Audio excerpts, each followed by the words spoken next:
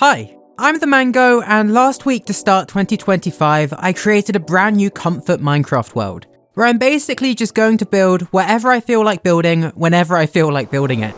Currently, I'm working on turning this island into a medieval kingdom. Last episode, we sorted out all of the terraforming and built a windmill, a town, some docks, and a couple of other things. Today is going to be fun though, as we'll be sorting out the second island, building a castle to overlook the town, and also building some other things to finish up the kingdom.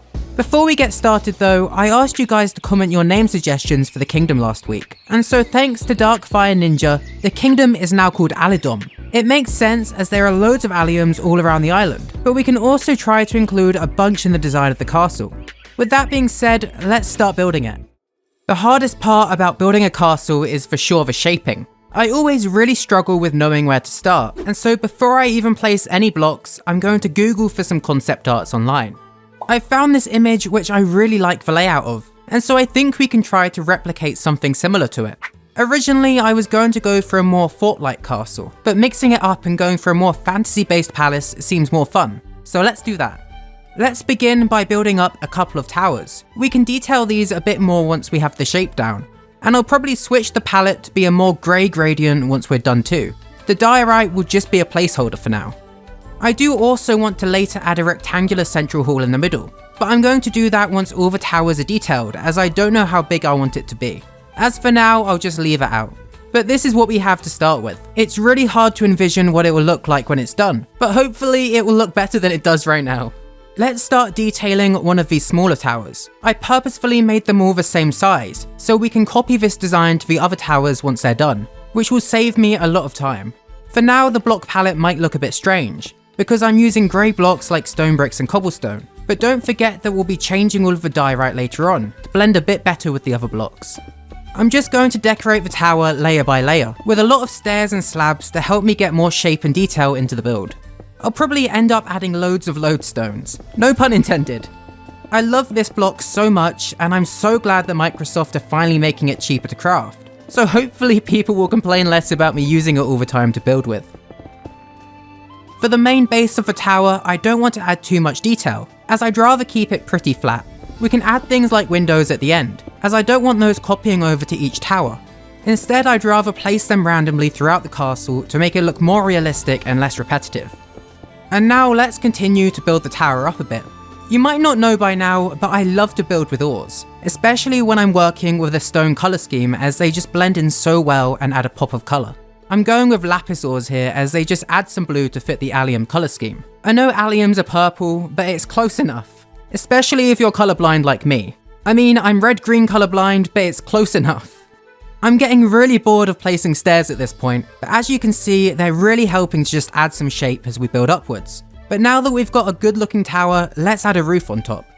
Like the concept art, I want to add some big spires. We'll be making them grey for now using some concrete, but I'm pretty sure I'll switch the colour up later. Let's just make a ring for the bottom layer, and then select the top layer, and then we can then use a line brush from the Voxel Sniper plugin to just connect the two and form our spire. Okay, this looks awful. I'm going to try and just go around and fix the shape a bit by hand, just to make it more pointy. I still hate it. I think I'm going to just delete it and try building an entirely new spire by hand. And around the spire, I'll add a couple of hoppers and iron bars, just to frame the shape a bit better. We can also add some on the top of the spire. Much better. It's still not perfect, but it will do the job just fine. Now that we have that all done though, let's copy this design onto the top of the other towers. And with those towers in place, we can now move to decorating the connecting walls. Just like the towers, I just want to add some depth. We can start by adding some parts that just go out every couple of blocks, and then add some banisters along the edges using anvils and cauldrons, so that anyone walking along the wall doesn't fall off. This can work as a kind of lookout for archers to defend the palace from. And then of course, we can flip the design to the inside wall too, so that it looks good from both sides. I'll speed this part up for you as it's going to take a while, but now I'll just manually copy the design onto all of the walls. Because I stupidly built some of the walls at an angle, I can't just use World Edit for this, and so it's a very boring job, but it needs to be done. To mix up the shaping of the towers a bit, there's this square one which we can now work on building upwards, just like we did with the circular ones. To start with, I'll just clean up the main podium a bit, and add a gravel floor so that people can stand out here as a balcony, which will give such good views of the village on the other island. I want the main design of this part to be focused around some large windows, as I could picture this being some kind of master bedroom, or even a very open library with lots of natural light. I'm going to use tinted glass as I don't know if I'll actually get to building the interior for this room, but if I do, I can always switch it out for grey glass later, so that light actually comes in. I really don't know how much interior I'll get around to doing in this video, as I'm really not in the mood to do much today, and this is my comfort world after all. I guess I'll see later how I feel, but I do want to do some at least, as I did promise I would last episode, and I'm hoping to keep my promises. Now that those smaller towers are all sorted, it's coming together quite nicely. I think it's time to move on to the bigger towers though, which are really going to be the main part of the build that you see. And so they need to look extra cool, which is why I did the other smaller ones first. That way I can kind of practice before getting to these. For the bigger tower, I really want to expand it upwards a lot at the top, so we can have a much bigger spire. And I'm really going to thicken it up, with lots of layers of smooth stone to just extend it outwards more. And of course, let's mix in some lodestones too. I'm using a replace brush to save me from having to break blocks, as I'm really lazy. I can basically just right click on a block and it will turn into a lodestone. Just like the other spires, I'm going to attempt to use a line brush as this is way too big to build by hand. My mouse is really old and very broken, so the right click button just keeps double clicking. So this is going to take a lot longer than it probably should. In fact, I need to redo it because I must have messed up somewhere as it's not symmetrical. And now that it's done, let's manually smooth it out a bit by hand, just to make it less blocky, before rotating this quarter round using the copy and rotate commands to quickly get that done. I think it would be nice to also add some shaping to this roof, as it's very big, and so to split it up a bit more, I'm going to add a few small rooms coming out the side of the spire. These could be small bedrooms or part of a bigger room, but the views from inside will be pretty swell.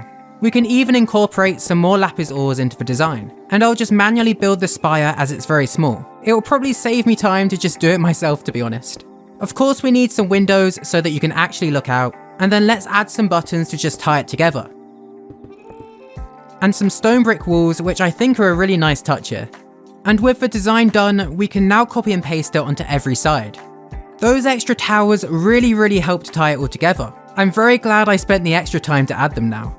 Even though the other big tower does have the same radius, I'm not going to reuse the same roof design, as I think it would look cooler if each was unique. For the smaller towers, reusing them's fine as you don't really notice, but I think it would be way too noticeable if I copy and pasted them again here.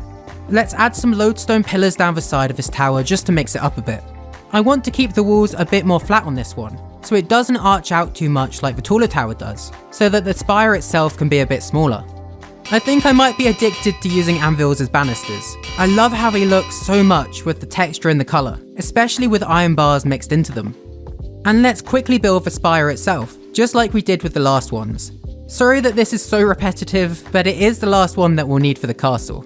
I think I made the bottom part of it a bit too steep, so I'm going to just build a small part jutting out like we did with the taller tower. But I'll try to mix up the roof of it a bit and general design so it doesn't look too similar. I don't want it quite as grand as before. To me, that looks pretty perfect. I do think though that the towers might just be a tiny bit too tall, but I'm going to build the central hall first so we can get an idea of the scale before I make them shorter. Just like we did with the towers, I'm going to just quickly mark out where it will go and the scale of it using diorite.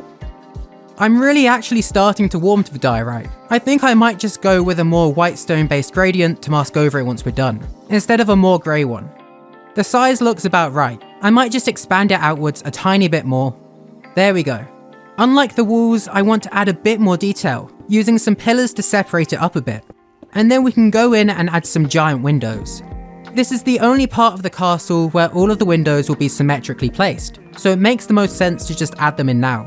Once again, I'm using tinted glass, but we can switch it later if we choose to. If I don't do the castle interior today, I can always come back when I'm feeling like doing interior and do it then. As much as I do enjoy working on this, I'm pretty eager to get it finished, as lately I've been really motivated to work on my next Ultimate Empire video, where I'm going to be building a giant Atlantis kingdom. I was really tempted to just work on that today, but I want to get this smaller project done first as it's a lot more relaxing. I've been trying to post weekly this year, but because I'm just going to fully commit to that video next, there might be a bit longer of a wait between videos, as I normally spend about 100 hours at least on those videos. It's always worth it though. But getting back to this build, now that we have all the windows in place, I'm going to just build the structure up a bit, with this circular design that will span all around it, which works to just make it look a bit more fancy.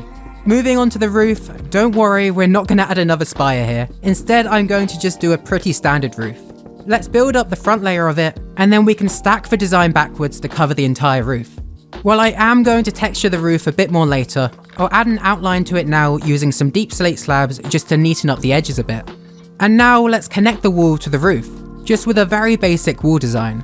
I really like how these big windows look. They help to just break it up a bit and remind me of a church or cathedral, giving the structure a very grand look. We can flip this design onto the other side now using WeldEdit, which saves me so much time. I am so thankful to whoever invented WeldEdit. It looks pretty cool now. It does look a lot more detailed than the rest of the build, but that should be fine once we add in a gradient to all of the other walls, and some windows of course. Before we get to that though, I think we can maybe build up this central hall a bit, so that it looks less flat and more vertical. I'm just going to build up some pillars which we can then fill in with diorite, and then add a couple of windows wherever they fit, and another very standard roof, but this time having a slightly sharper gradient upwards, as it's smaller than the main roof. And now I like it even more. We definitely need to work on adjusting the height of the towers though, as they look ridiculous. And that's more like it. It doesn't look quite as stupid now. Hopefully you agree. We're pretty much done with the main part of the castle. However, these final details we have to add will definitely make the biggest difference, starting with adding some windows all over the structure. I don't want them to look too uniform or anything, I just kind of want them scattered all around, to add a bunch of character to the build. These will really help to make it look more lived in. I don't want to add too many though, or it will look like the palace is covered in holes. And now let's put together a block palette to replace the diorite with. I do think I'd like to actually keep the white stone palette, but I do want to mix in some other blocks to make it look less bland. We can use some polished diorite of course, as well as maybe some white concrete and white concrete powder. Some bone blocks, as I love how their texture looks, and maybe some mushroom stems as well. With the palette in mind, let's now go ahead and paint it onto the build. I'm just using a pretty standard spear brush, which is masked onto the diorite to let us paint that specific block. Other builders would probably come up with a much better palette, but it does the job and I think it looks much better with these blocks than it did before. I have decided to also mix in some calcite, as I completely forgot that block existed while I was picking the palette out. It's such a good block, so I don't know how I forgot about it, but I'm happy I remembered. Let's now move on to the colouring of the roof. I certainly want to go with a purple colour scheme to fit the allium theme of the kingdom, and just because I think it would go well with all of the white walls, and will look pretty unique. Instead of just changing the roof to a solid colour, I've decided to create a small tile design, which I can then stack all above the build to make a giant sheet of the design. I can then set a global mask for the grey concrete and stack the design downwards so that it covers the entire roof. I don't know if this is the most efficient way to do this, but it works for me. The design uses lots of purple blocks like concrete and especially amethysts, which I think fit perfectly. I will have to make a couple of small adjustments to the tile design, but then I can just repeat the process to fix it up. It looks a lot more vibrant now and I think it's perfect. I do want to just go around the build though and add in some small touches, like some allium flower beds outside some of the windows. And some amethysts just to tie the build together a bit more, so that there's purple throughout the whole thing rather than just on the roof. And with that, I'd call the castle finished. Everything that we built last week just looks so much cooler with the castle in the background.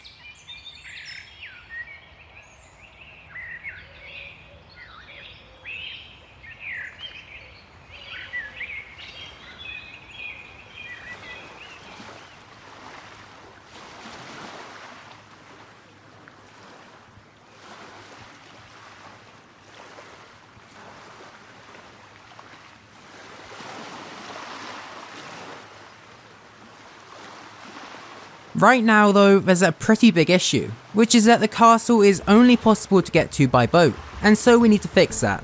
I'm going to begin by first building up the area around the castle, so that it doesn't look as isolated on the island. We can start by building up some platforms around it like we did with the main village, so we have some flatter land to build on.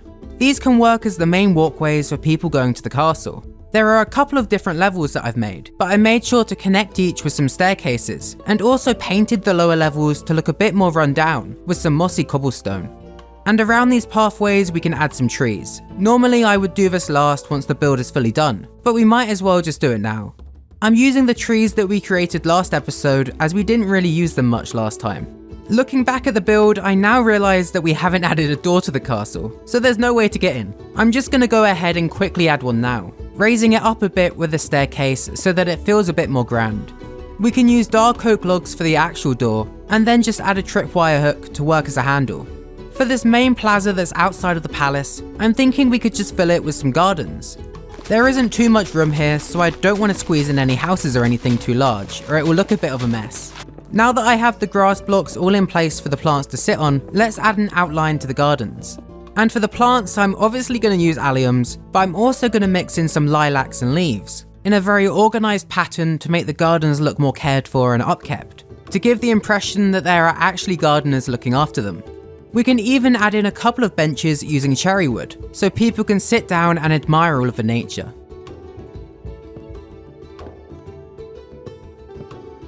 For this small area here in between the two flower beds, let's go ahead and build a fountain.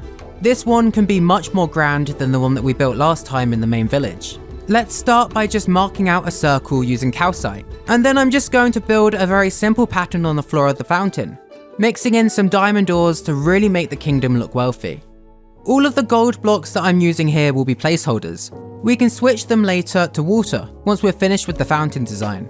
But using gold for now means that I can get more control over how the water will flow down the fountain. And I'm just going to build up a couple of round layers which get smaller as the fountain goes up. And right at the top we can just have a bunch of water flowing upwards, shooting out of the fountain. Let's now switch the gold to water and then clean up a few small sections where the water isn't flowing properly. There we go. This is probably one of the better fountains that I've built in a while. Following the pathway down to this lower level, I think that it would be fun to add a couple of houses here. These houses can be where the employees of the palace live, like the chefs and the maids. I'm going to build up some custom houses here. I could reuse the same ones from last time, but I want the designs to be very basic, as these are solely for staff housing and so they don't need to look as big or premium. The staff will basically always be in the castle, they'll just come back here to rest. Just so that these don't look too different from the other houses in the village though, I'm going to use some beehives again for the walls, and just because I love using them. And we can also use some trapdoors for the windows. Let's go with a very basic roof design using stairs to get a nice shape, and then we can add a front door at the front just to finish the house. Let's copy this design over a couple of times, squeezing in 3 more copies of the house. I don't feel bad reusing the design as it would make sense for the house to be cloned in this scenario. As always, let's now cover the area with lots of barrels and crates. These would contain supplies for the staff's houses, as well as imports to transport into the castle. I now regret adding the trees so early on as I want to add a path back here which leads down to a second dock, which would be privately owned by the castle owners. I'm going to just have to squeeze the path in here so that it doesn't get in the way of the tree. I'm going to use lots of mossy blocks for the pathway, and use some stairs to let the water seep through the design a bit, to make it look like the tide has risen a lot over here, and is starting to cut the dock off. It's a very different design to the one that we made last week in the main docks. And then I can just copy this design to make a long walkway, which we can cover in even more barrels. Seeing as the palace owners are rich, they'll own a couple of ships of their own. I don't want to build even more boats, and so I'm just going to paste down some of the copies that we made last time, just to fully flesh out the area.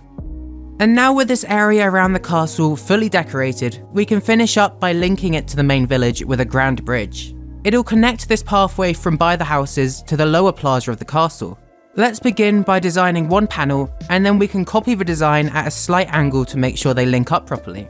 Let's go with a stone-based colour scheme to fit the walls that go all around the village. I'll start by just making 2 tall pillars out of chiselled stone bricks, and now we can connect them and form an arch shape in the centre using some stone brick stairs. I think that I'll go with a solid bridge, meaning that no water or ships will be able to pass underneath it, and so we can fill this middle part in with some cobblestone. And of course, we need anvils as banisters on the edge of the bridge. Let's keep the floor pattern very simple. I want it to look slightly tiled, but also very clean, just like that. We can now flip the design over onto the other side, and then begin by just stacking the small section that we've made to fill in the gap between the 2 areas. I didn't measure how many blocks wide to make it beforehand, but luckily it seems to fit fine. There is a small gap left, but I can just manually fill that in with some polished andesite. You might be surprised, but to finish the area, I'm going to add even more barrels. I'm very sick of placing these, and you're probably sick of seeing them, but with that, the second island is finished, and is now accessible.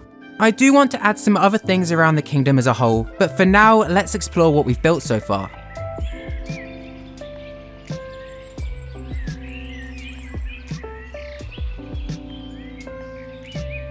Last video, you all left some really useful comments, and a lot of you let me know that I was really stupid with the campfires and the chimneys, as I thought you had to place the hay bales on top of the campfires to make the smoke go higher, but it turns out that you place the hay bales under the campfires instead, which looking back makes a lot more sense. Don't worry though, I've taken the time to quickly fix up the chimneys, so that now the smoke actually rises a bit more.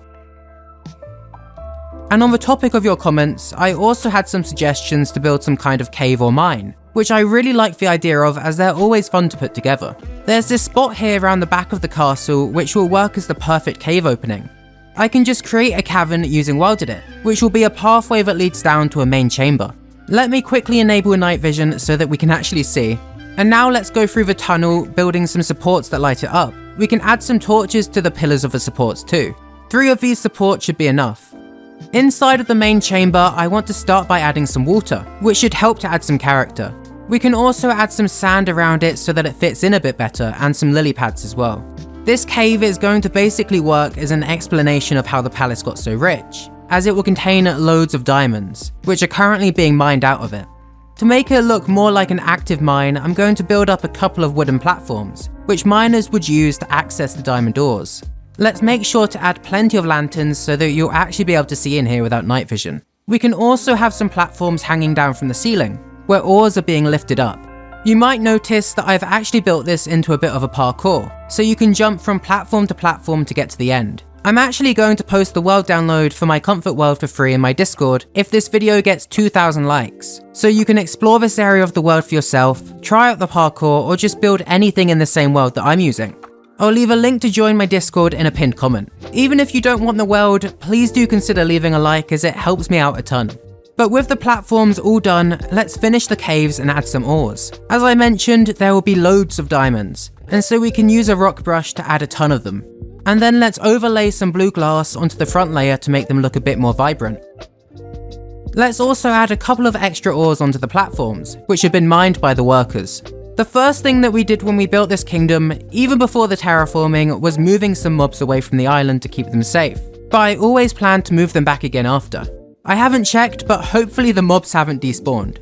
Luckily, somehow they're still here. I'm genuinely really happy that they didn't die, as we can house them in the barn that we built earlier. Let's lead them back up and fly them over to the barn.